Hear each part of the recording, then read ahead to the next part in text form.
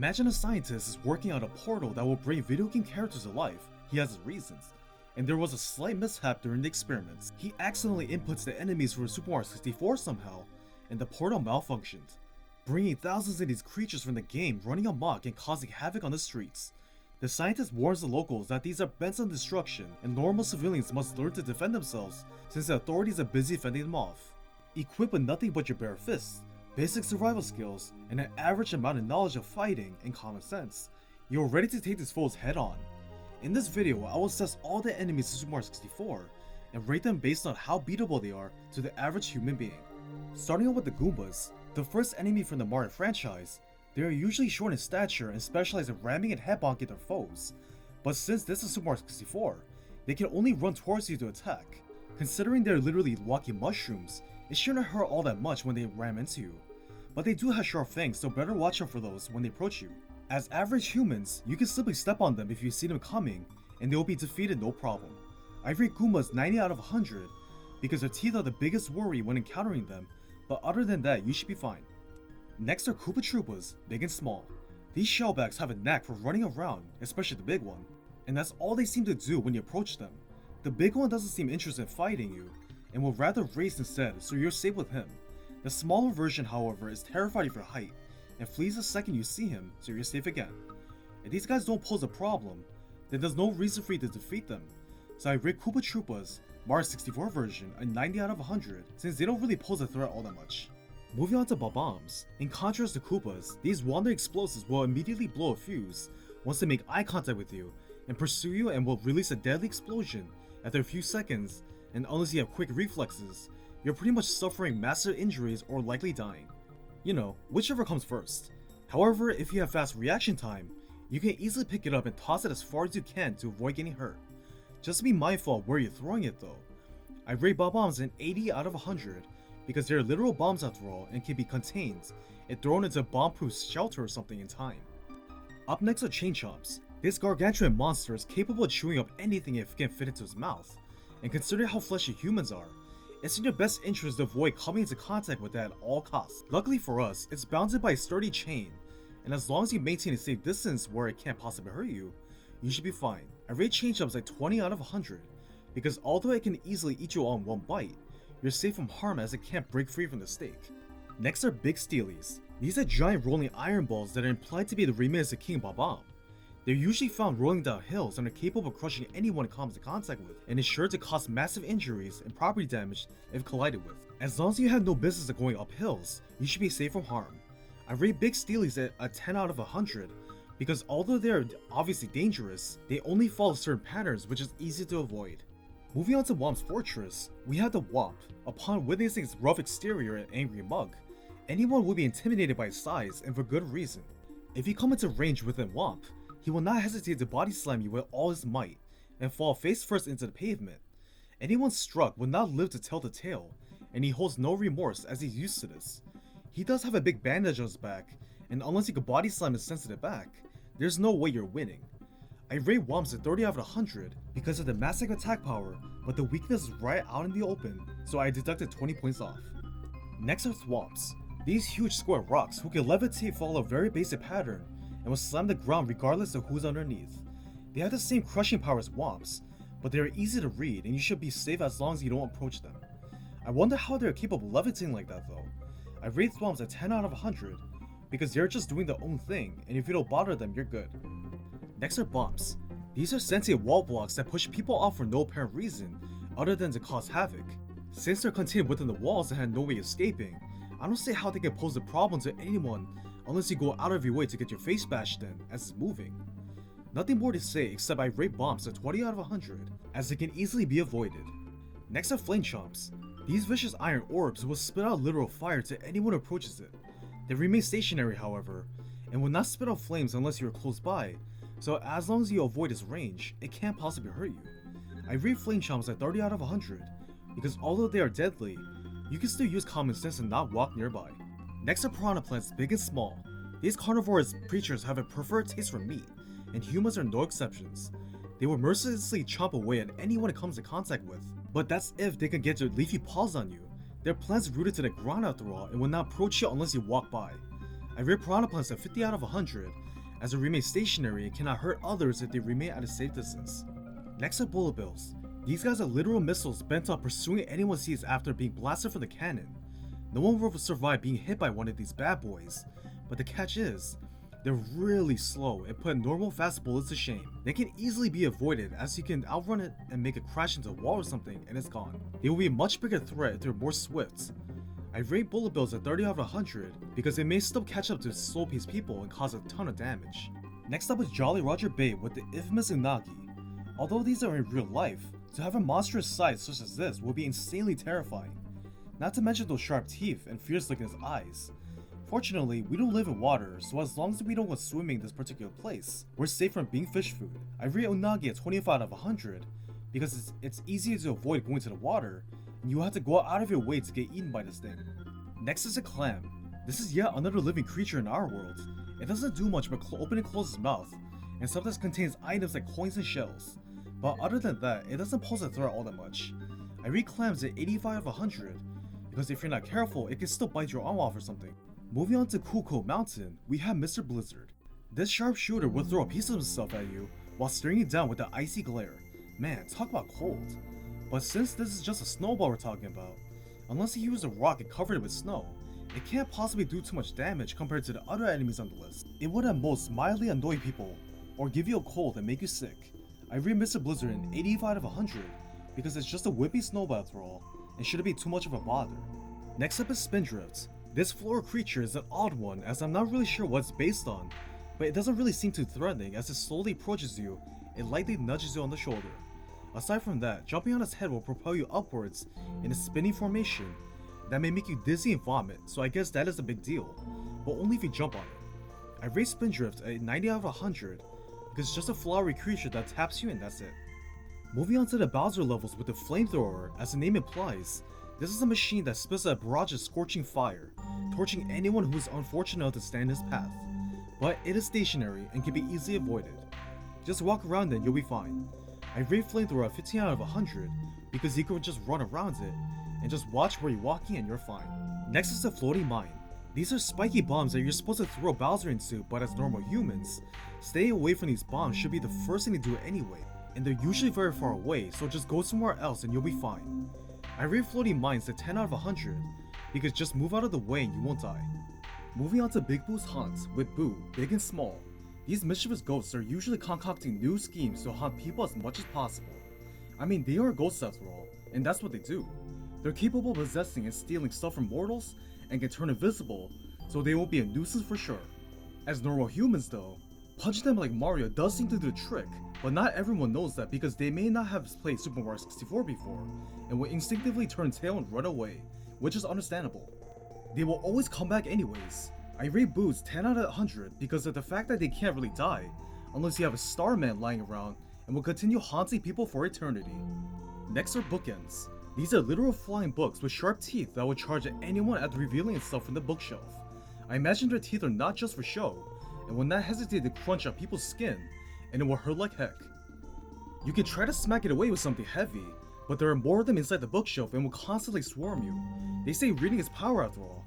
I rate Bookends at 80 out of 100 because they're sharp fangs, but you can destroy them if it's by itself with fire and they'll be gone. Next is the infamous Mad Piano.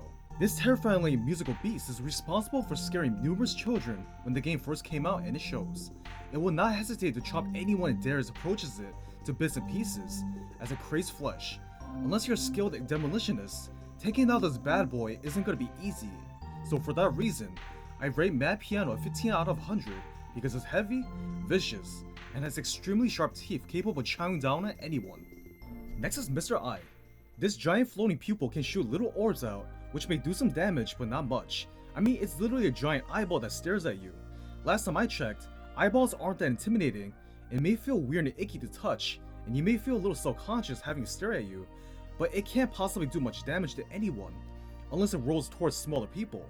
I rate Mr. Eye an 85 out of 100 because him rolling towards you is the only way it would be able to do any sort of damage, and even then, it probably wouldn't hurt. Next is Scuttlebug. This is an oversized spider that has suction cups for feet. It will scare the pants off anyone who are deathly afraid of spiders, and I imagine they are venomous if they bite anyone. Imagine an army of these things roaming around the city. I rate Scuttlebug in 60 out of 100 because how big they are and can potentially cause havoc everywhere. Next is a chair. Yes, a literal chair that's haunted. It's gonna hurt when it hurls itself at you, but it will get destroyed after it's been thrown. If you can manage to dodge it in time, it won't be a bother to anyone anymore since it's been destroyed. I rate a chair in 90 out of 100 because it's still gonna hurt if you can dodge it on time. Moving on to Hazy Mazy Cave with Amp. This is a floating electrical orb who has a devious smile on his face, as it knows anyone who touches it will be in for a shock of a lifetime. Luckily, they seem to follow a basic pattern and can't move so far. So if you memorize their movement, you should be fine from its electrifying wrath. I rate Amp at 10 out of 100 because for those who aren't paying attention and accidentally get zapped by this, it could potentially kill them as their shocks are deadly. Next is Swoop. As the name implies, it's a purple bat that swoops down to bite people. They are no different than ordinary bats in our world, since they only dwell in dank and murky caves. As long as you avoid going to them, you're fine. I rate Swoop at 89 out of 100 because it's just a bat that can be avoided. Next is Snoofit. This is a floating version of Sniffit that is capable of shooting out little bullets at you. They may seem small, but don't underestimate their firepower as they seem to have an unlimited supply and can do this all day. I imagine it will feel like BB pellets and it's gonna hurt. I rate Snoofit in 70 out of 100 because taking multiple tiny bullets to the face wouldn't be pleasant for anyone and can cause death if shot multiple times. Next is Monty Mole.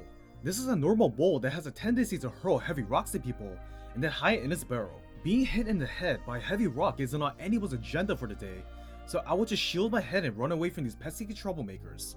They only appear where there are mole holes, so avoid those spots. I rate Monty Mole 75 out of 100 because getting hit by rocks can cause concussions and possibly death. Moving on to a lava-filled wonderland with Bullies. These are sentient iron balls that will push and shove anyone it meets with a temper like no other. It will constantly bombard you with its heavy weight and push you into the lava nearby. It has malicious intent, so unless you're extremely sturdy and can push them back with no effort, I would just take the L and run away from them.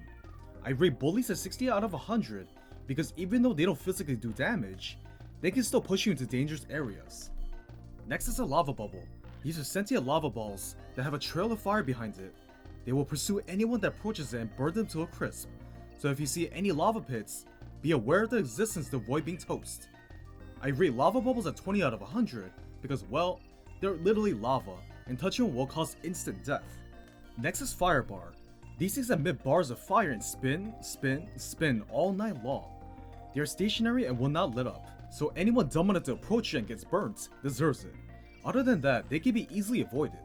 I rate Fire Bars at 20 out of 100 because they're still shooting out fire after all. Moving on to Shifting Sandland, we have Fly Guy. They are relentless flying pests that would swoop down like an annoying little fly and spit out fire somehow. The flame is small, but it will still hurt regardless. How do they even spit out fire anyways? I rate Fly Guys at 75 out of 100 because of their fire spinning ability and how they can potentially steal the stuff and fly away. Next is Grindle. These are relatives of Thwomps inside the pyramid, only this time they are capable of moving to different spots and have the same terrifying crushing power. Their facial expressions tell us that they enjoy squeezing the life out of anyone it crushes. That alone tells us to avoid these things at all costs. I rate Grindles at 20 out of 100 because of the enormous size making it almost impossible to defeat. Next is Klepto, a giant vulture that can steal your hat and dig its talons onto you. They can be dangerous but manageable to fight off if you aim carefully and avoid being clawed at. Just be sure not to wear any hats because it seems obsessed with them. I rate Klepto at 80 out of 100 because it's a bird after all and you have a fighting chance. Next is Pokey. These are sentient cacti that have a dopey smile as they'll enjoy ramming itself into you. They're slow, but it's still gonna hurt when they spike themselves onto you. I rate Pokeys at 30 out of 100 because it'll be difficult to fight them off considering they're covered in huge spikes. Next is Spindle, another relative in the Thwomp family. They are constantly rolling back and forth onto the pavement and crushes anyone underneath with no mercy. There's no way any normal human will defeat this thing as it is. You will need to dig up a giant hole and trap it to get rid of it. I rate Spindles at 10 out of 100 because it's a giant rolling stone after all. Next is Toxbox, a weird sentient block that has multiple faces drawn on it. It follows a very specific pattern and has a hole on one side for people to hide underneath. I don't know why there's a hole, but that doesn't really matter since no normal human can defeat this behemoth. But it also has a basic pattern in which it moves, so it could be avoided easily. I rate Toxbox at 20 out of 100 because although you can't defeat it with your bare hands, there's still a spot to hide underneath. Moving on to the wet docks of Dire Docks, we have a Manta. Just like in our world, these mantas can potentially sting you, but in the game, they just shoot out rings for you to swim across and not really focusing on hurting Mario. As long as you don't go out of your way to hurt it, you should be fine. I rate Manta a 70 out of 100 because it can still be defeated with your bare hands if you really tried. Next is Sushi. Unlike Manta, this is a little shark with sharp teeth. They're not meant to be messed with, especially since we're on their watery turfs. I will not take any chances finding a shark and swim away as far as you can. I rate Sushi a 10 out of 100 because there's no way a normal human is surviving this fight. Next is Snowman's Land with Money Bag. This is a sentient bag filled with coins that hops around, and also turns invisible to blend in and avoid getting its money stolen. Since they're just bags, they should be easy to rip apart. I rate Money Bag a 90 out of 100 because you could just set it on fire with a match. Next is Wet Drywall with Chuckya. These brutes will chuck anyone it meets in no particular direction. It's gonna hurt when you land, and there's no telling where exactly you will land. It's best to avoid encountering them in general. I rate Chuckya a 20 out of 100 because unless you're skilled in the art of throwing people, you're gonna have a bad time. Next is HeHo. This is a weird wind-up toy with a tray that it uses to flip people several feet into the air for no particular reason at all. Who made this thing and why? They hold no remorse and will not discriminate who it flips over. I rate HeHo a 20 out of 100 because it's a solid metal robot that proves to be difficult to hurt with normal human hands. Next is Skeeter. These are giant water bugs that skate on the water. You could probably just step on them if you catch it in time. They don't seem like they can do that much damage, but if you're scared of bugs, then avoid them as much as possible. I rate Skeeters a 70 out of 100 because they don't seem as dangerous. Moving on to Tall Mountain is Whoosh. This is a sentient cloud that has enough force to blow anyone away with a single blow. Getting blown away and landing on something dangerous is gonna hurt big time. I also don't think you could hurt this cloud since it could fly away at any time. I rate Whoosh a 10 out of 100 because it's a literal cloud. Next is Ukiki. This mischievous monkey will try to take your head and mess with you. I know it's just playing around, but monkeys can be brutal when agitated, and I wouldn't want to take any chances fighting one.